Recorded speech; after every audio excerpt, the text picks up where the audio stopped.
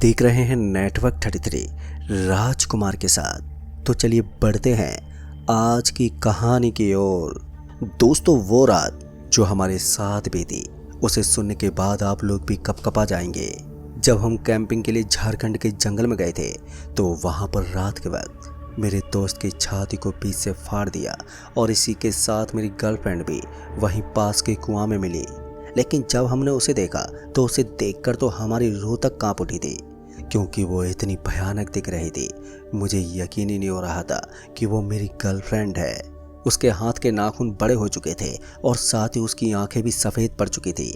उसे देखकर तो सभी लोग कपकपा उठे थे, लेकिन फॉरेस्ट ऑफिसर ने उसे कैसे भी करके बाहर निकाला तो उसके बाद में उसे हॉस्पिटल ले गया, लेकिन वो तब भी ठीक नहीं हुई।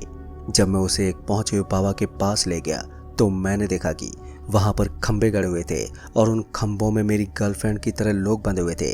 तो दोस्तों, मेरी गर्लफ्रेंड कैसे उस कुएं में पहुंची और मेरे दोस्त की छाती किसने फाड़ी और साथ ही उन बाबा के यहाँ पर खंभों में लोग क्यों बंधे पड़े थे, ये सभी जानकर आप लोग एक पल के लिए डर से सहम जाएंगे।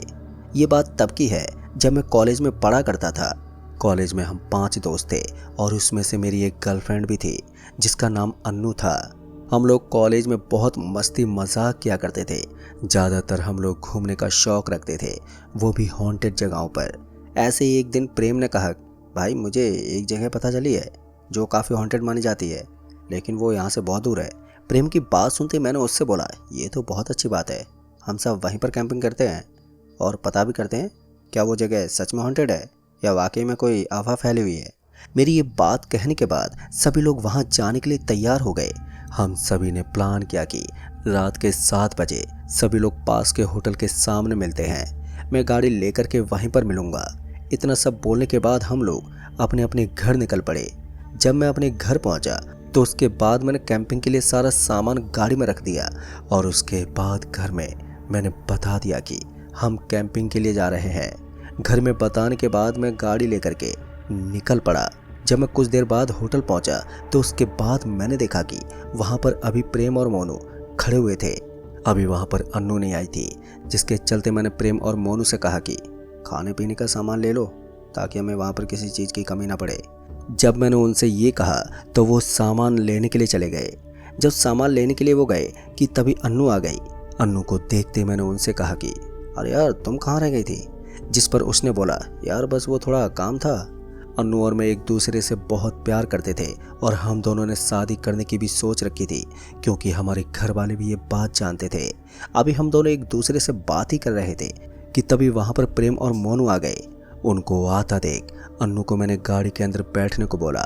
जब सभी लोग गाड़ी में बैठ गए तो उसके बाद मैंने गाड़ी को आगे बढ़ाया। उस वक्त शाम होने वाली थी। हम लोग मस्ती से म्यूजिक बजाते हुए जा रहे थे। धीरे धीरे शाम बीतती गई और उसके बाद अब सूरज भी ढलने लगा। हम लोग भी अब वहीं पर पहुंचने वाले थे। जब रात हो गई तो उसके बाद हम लोग उसी जगह पर पहुंच गए। जब हम वहां पर पहुंचे तो हमने देखा कि वो जंगल सच में हॉन्टेड की तरह दिख रहा था। जब हम गाड़ी से नीचे उतरे तो गाड़ी से नीचे उतरने के बाद हमने अपनी गाड़ी से सारा सामान निकाला। सामान निकालने के बाद हमने टेंट लगाना शुरू किया और जब हमारा टेंट लग गया तो एक में मैं और अन्नू थे और एक में प्रेम और मोनू। टेंट लगाने के बाद हमने वहाँ पर खाना पीना किया और उसके बाद हम वहाँ पर थोड़ा घूमने के लिए चले गए। वो जगह देखने में काफ़ी सुनसान नज़र आ रही थी। वहाँ पर जब जानवरों और कीड़ों मकोड़ों की आवाज़ें आ रही थी तो हम वहाँ पर घूम रहे थे, लेकिन हमें वहाँ पर कुछ दिख नहीं रहा था। जैसा कि लोगों ने हमें वहाँ पर बताया था, हम वहाँ घूमते घूमते काफ़ी थक गए। तो उसके बाद हमने वापस जाने की सोची और उसके चलते हम लोग वहाँ से वापस आने लगे। जब कुछ देर के बाद हम अपने टेंट पर पहुँचे तो उसके बाद हम सब सोने के लिए चले गए और फिर हम आपस में बातें करते हुए कब सो गए हमें पता ही नहीं चला। लेकिन फिर उसके बाद मेरी एक चीख के साथ आँख खुल गई। जब मैंने उठकर देखा तो मुझे पता चला कि वो आवाज़ प्रेम की थी और वो चीख सुनते ही मैं तुरंत ही अपने टेंट से बाहर आ गया। और जब मैं उसके टेंट के अंदर पहुंचा तो मैंने देखा कि प्रेम की छाती बीच से फटी हुई थी और मोनू रो रहा था। उस वक्त मानो मेरी आंखें फटी की फटी रह गई थी। मुझे कुछ भी समझ में नहीं आया कि ये सब कैसे हुआ। मैंने मोनू से पूछा तो उसने बताया कि मैं सो रहा था और इसकी आवाज़ सुनते ही मैं जग गया। लेकिन जब मैंने इसकी ओर देखा तो मैंने पाया कि इसकी छाती फटी हुई है और ये तब तक मर चुका था। हम दोनों बुरी तरह से घबरा गए थे और हमें समझ में नहीं आ रहा था कि हम करें तो करें क्या। दोस्तों, हम दोनों उस वक्त बहुत ही ज़्यादा चिंता में थे। अभी मैं प्रेम को ही देख रहा था कि तभी मोनू ने कहा कि अन्नू कहाँ पर है। मोनू की ये बात सुनते मेरे कान खड़े हो गए। मैं तो भूल ही गया था अन्नू को। फिर जब मैं अपने टेंट की ओर गया और उसके बाद जब मैंने उसके अंदर देखा तो मैंने पाया कि अन्नू वहाँ पर थी नहीं। अन्नू को टेंट में ना पा करके अब मैं और भी ज़्यादा घबराने लगा कि अन्नू आखिर कहाँ पर गायब हो गई है। उस वक्त मैं बहुत ही ज़्यादा परेशान हो गया था कि यहाँ पर हो क्या रहा है। खैर, जब मैं मोनू के पास पहुँचा और मैंने उससे कहा कि यार अन्नू कहीं भी दिखाई नहीं दे रही है, मेरी बात सुनते ही मोनू भी बहुत ही ज़्यादा घबरा गया। मोनू ने बोला कि चल यार जल्दी से देखते हैं, यहीं कहीं आसपास होगी वो। जब मैं और मोनू वहाँ पर देखने के लिए गए तो उसके बाद हमें अन्नू अभी भी नज़र नहीं आई। जब अन्नू हमें काफ़ी ढूंढने के बाद भी नज़र नहीं आई तो उसके बाद हम टेंट में वापस आ गए। हम दोनों बुरी तरह से रो रहे थे क्योंकि एक तो प्रेम की मौत हो गई थी और ऊपर से अन्नू का कुछ अता पता नहीं था। मोनू ने मुझसे कहा कि चल यार हमें यहाँ से निकलना चाहिए, लेकिन मैंने मोनू को मना कर दिया कि मैं अन्नू के बिना कहीं नहीं जाऊँगा। मेरे ये कहते ही मोनू ने कहा कि भाई तू रुक, मेरी यहाँ पर जान पहचान का एक फॉरेस्ट ऑफिसर है, मैं फ़ोन करके उन्हें बोलता हूँ। मोनू की ये कहते ही मुझे बहुत ही सुकून मिला और तभी मोनू ने फ़ोन करके उन्हें आने को कहा। मोनू ने उन्हें लोकेशन भेज दी।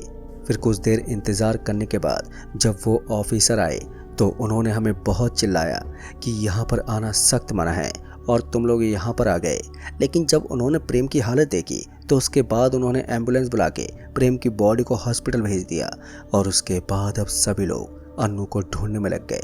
अब सभी लोग अन्नू को ढूंढने में लगे थे। हम लोगों को अन्नू को ढूंढते हुए बहुत ही ज़्यादा देर हो गई थी, लेकिन अन्नू कहीं भी नज़र नहीं आई। वो जगह इतनी ज़्यादा डरावनी लग रही थी कि उस वक्त मुझे इस बात का बहुत अफसोस हो रहा था कि मैंने यहाँ पर आकर बहुत ही बड़ी गलती कर दी है। मोनू और मैं डरे सहमे जगह जगह अन्नू को ढूंढे जा रहे थे कि तभी हमें पता चला कि फॉरेस्ट ऑफिसर को अन्नू मिल गई है। जब हम दोनों उनके पास पहुंचे तो उसके बाद मैंने देखा कि वहां पर एक कुआं था और सभी लोग उस कुएं पर खड़े थे। जब हमने कुएं के अंदर देखा तो उसके बाद मुझे अपनी आंखों पर भरोसा ही नहीं हुआ। अन्नू कुआं के अंदर एक जगह पर बैठी हुई थी, उसकी आंखें चमक रही थी। वो उस वक्त इतनी ज़्यादा भयानक लग रही थी कि कोई भी देखकर बेहोश हो जाए। अभी हम सब लोग वहाँ पर देख ही रहे थे कि तभी एक फॉरेस्ट ऑफिसर रस्सी लेकर आया और उसके बाद उसे पकड़ के नीचे उतरने लगा। दोस्तों, उस वक्त जब मैं अन्नू को देख रहा था तो मुझे खुद पर यकीन नहीं हो रहा था कि अन्नू की हालत ऐसी हो गई है, क्योंकि जब वो फॉरेस्ट ऑफिसर अन्नू को नीचे से ऊपर लेकर आ रहा था तो अन्नू चीखे चिल्लाए जा रही थी। जब अन्नू ऊपर आ गई तो मैंने देखा कि उसके हाथों के नाखून बहुत ज़्यादा बड़े हो गए थे। उस वक्त अन्नू उस फॉरेस्ट ऑफिसर के हाथों में अपने नाखूनों को घुसा जा रही थी। ये नज़ारा देखकर वहाँ खड़े सभी लोग डर से कांप उठे। सभी लोग बुरी तरह से डर चुके थे। मोनू तो मुझसे ये कहे जा रहा था कि छोड़ इसे, हम लोग यहाँ से निकलते हैं। लेकिन मैंने उसे गुस्से में बोला कि तू पागल तो नहीं हो गया है? मैं अन्नू को अपनी जान से भी ज़्यादा प्यार करता हूँ और तू कह रहा है कि मैं इसे यहीं छोड़ दूँ? मैं कैसे भी करके इसे ठीक करूँगा। वहीं पर एक ऑफिसर खड़ा हुआ था। तभी उसने कहा कि इसे एक ही इंसान ठीक कर सकता है, वो है रघुपुर के महाराज जी, जो कि तुम्हें वहीं मिलेंगे। लेकिन उस वक्त मुझे बाबाओं पर बिल्कुल भी भरोसा नहीं था, जिसके चलते मैंने उन्हें मना कर दिया और उसके बाद मैं अन्नू को लेकर के गाड़ी में आ गया। लेकिन उस वक्त मुझे सबसे ज़्यादा अपने दोस्त प्रेम की मौत का अफसोस था। उस वक्त मेरी आंखों से आंसू बह जा रहे थे क्योंकि मैं दोनों तरफ से परेशान हो चुका था। फिर मैं उसी वक्त वहाँ से निकला और उसके बाद मैं अन्नू को लेकर के हॉस्पिटल पहुँच गया। मैं अन्नू का इलाज एक से एक हॉस्पिटल में करवा रहा था, लेकिन पता नहीं क्यों उसकी तबीयत और भी ज़्यादा ख़राब होती जा रही थी, जिस वजह से मैं और भी ज़्यादा चिंतित हो जा रहा था। बड़े से बड़े डॉक्टर तक समझ नहीं पा रहे थे कि इसको हुआ क्या है। सारी रिपोर्ट नॉर्मल निकल रही थी। अन्नू कभी किसी डॉक्टर की आंख में अपनी उंगली घुसेड़ देती तो कभी नर्स को काट लेती। उसकी इस हालत की वजह से अन्नू को उन लोगों ने बंद कर दिया ताकि उसके पास कोई भी ना जा सके। मुझे उस वक्त समझ में नहीं आ रहा था कि मैं अब करूं तो करूं क्या, अन्नू को कैसे ठीक करवाऊं।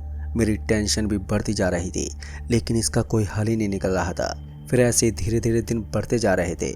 फिर ऐसे ही एक दिन मुझे ध्यान आया कि फॉरेस्ट ऑफिसर ने मुझे उस बाबा के बारे में बताया था। और फिर जब मुझे ये याद आया तो मैंने उस वक्त मोनू को अपने पास बुलाया और उसके बाद उसने भी मुझसे वहाँ पर जाने के लिए बोला। फिर इसी के चलते हम दोनों ने अन्नू को हॉस्पिटल से कैसे भी करके निकाला और उसके बाद उसे गाड़ी के अंदर बैठा दिया। अन्नू को गाड़ी में बैठाने के बाद मैं उसको लेकर के वहाँ से निकल गया। अन्नू गाड़ी में बैठे हुए बहुत ही बुरी नज़र से हमें देख रही थी और साथ ही वो चीखे चिल्लाए भी जा रही थी। मैं गाड़ी को तेज़ी से भगाया जा रहा था। फिर जब कुछ देर के बाद मैं उस जगह पहुंचा तो उसके बाद मैंने देखा कि अब अन्नू की हालत और भी ज़्यादा ख़राब हो गई है। उसका पेट अब फूलने लगा था और उसके शरीर में खरोंचों के निशान बन चुके थे। जब मैं अन्नू को लेकर के वहाँ पर गया तो उसके बाद मैंने जो देखा उसे देखकर तो मेरे और मोनू के तो पसीने छूट गए। दरअसल हमने देखा कि वहाँ पर खंभे गड़े हुए थे और उसके साथ ही उन खंभों पर अन्नू की तरह दिखने वाले लोग बंधे हुए थे। उनकी चीखें हमारे कानों में पड़ रही थी। जब मैं अन्नू को लेकर के उस बाबा के पास गया तो उसके बाद जब मैंने उन्हें सारी बात बताई तो उसके बाद उन्होंने वहाँ पर खड़े अपने सहकर्मी को बुलाया और उसके बाद उससे कहा कि इसे भी बांध दो।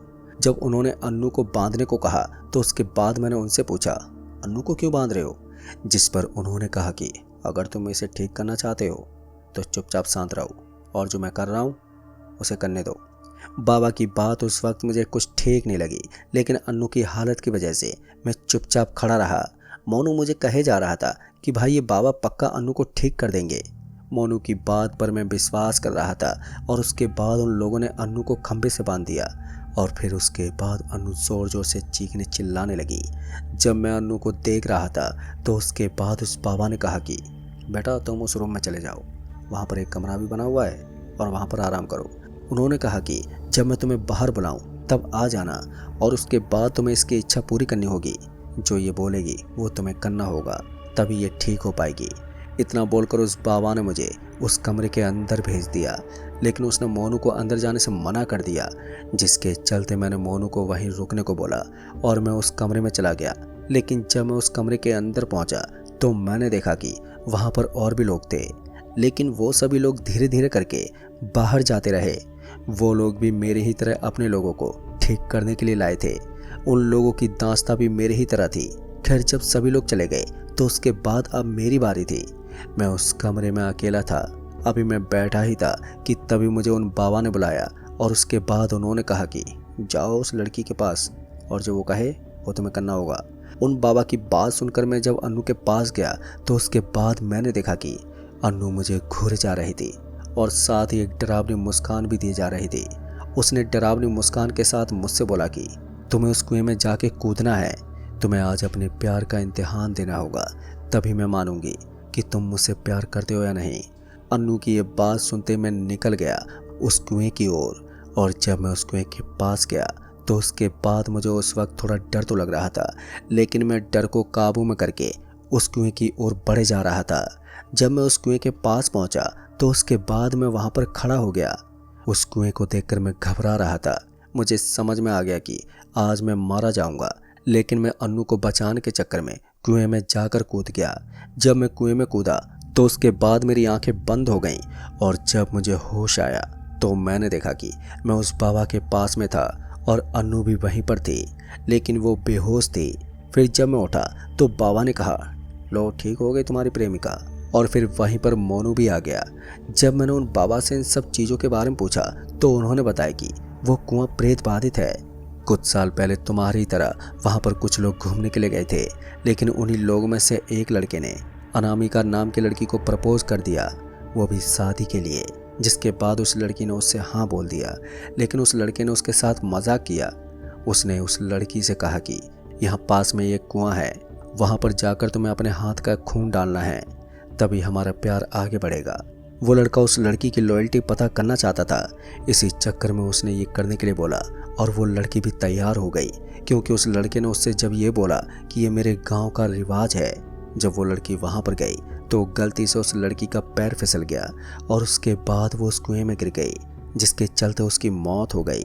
वो कुआं पहले से ही तांत्रिक पूजाओं का गढ़ था, जिसके चलते अब जो कोई भी प्रेमी वहाँ पर जाता है तो उसकी आत्मा उस लड़की पर हावी हो जाती है। दोस्तों ये सब सुनने के बाद मेरे तो होश ही उड़ गए, लेकिन अनु अभी तक ठीक तरह से ठीक नहीं हो पाई और आज भी उसके अंदर वही थोड़ा बहुत पागलपन बना हुआ है। तो दोस्तों इस कहानी में बस इतना ही। कहानी आपको पसंद आई हो तो वीडियो को लाइक शेयर कमेंट जरूर कर दें। तो मैं आपका दोस्त राजकुमार जल्द ही मिलूंगा ऐसी एक और बहुत ही डरावनी कहानी के साथ। तब तक के लिए बाय एंड टेक केयर।